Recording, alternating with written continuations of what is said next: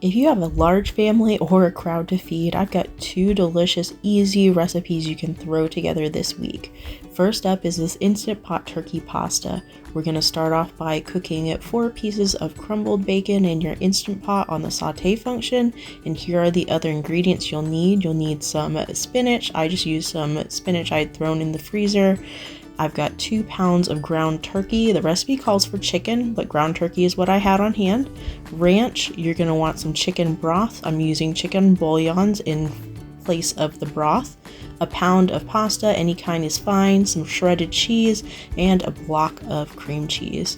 I went ahead and fished out all of the crumbled bacon that I had finished cooking and started cooking up the ground turkey. I did use ground turkey in place of chicken just because I didn't have chicken on hand, but also it is fairly cost effective and everybody enjoyed it as a substitute. So I would highly recommend the ground turkey instead.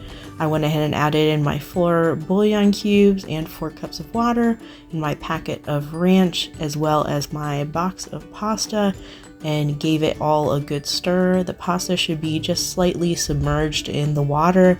That way everything gets cooked and you don't have any crunchy pasta at the end of the night. You definitely don't want crunchy pasta. Then I went ahead and put my lid on and set it to sealing and made sure that it was fully locked on and put it on pressure cook for 5 minutes. I think the recipe called for 4, but I decided to add that extra minute on just off of the reviews that were left on the website saying that they thought the pasta needed to cook a little bit longer.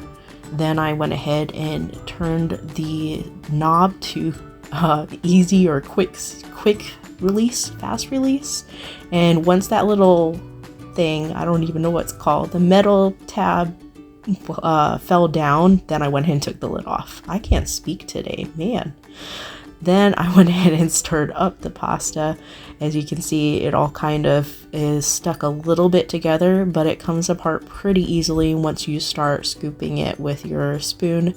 So I just kind of scooped it off and made sure it was all nice and separated before adding in the remaining ingredients, which was that block of cream cheese and the spinach and the cup of shredded cheese. Mixed all of that in together and the spinach kind of wilted a little bit, which is perfect as it cooked, as it finished cooking in the Instant Pot. Oh, and the crumbled bacon, can't forget that. I went ahead and finished mixing all this together and let that cream cheese melt together. This turned out really creamy and delicious and had a lot of people asking to put it onto the repertoire. In case you didn't know, we are only 2 people normally in our house, except for on weekends where we have a bunch of friends over and we play Dungeons and Dragons.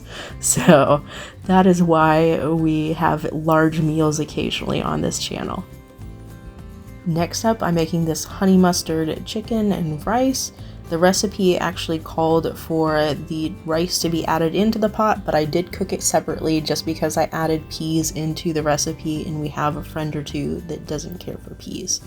I put in some minced garlic, a little bit of lemon juice, and a little bit of this honey, which in case you didn't know, you can spray the little scoop, whatever you're using to measure your honey out, with some nonstick spray. It will help it to come out easier, and if your honey is thick or crystallized, you can microwave it for a few seconds and it will loosen up really nicely and be much easier to pour.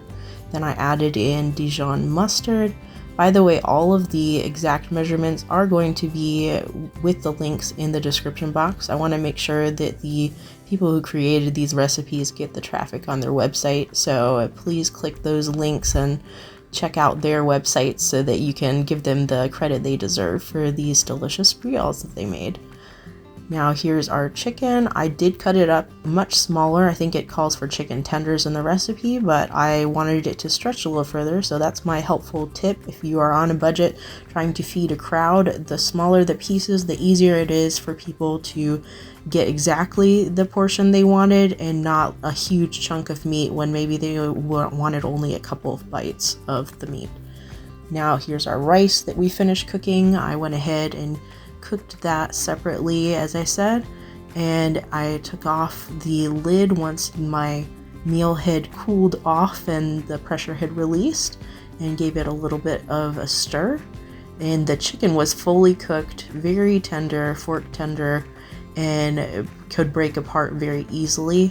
And at this point I went ahead and also added in some peas. I added in 2 bags of peas. That's another trick I have. If you have something that's meat heavy, if you add in some veggies, it will stretch that meal a little further. Now the recipe doesn't call for you to do that cornstarch slurry, but I went ahead and put in about 2 tablespoons of cornstarch to 1/4 cup of water, and went ahead and added that in.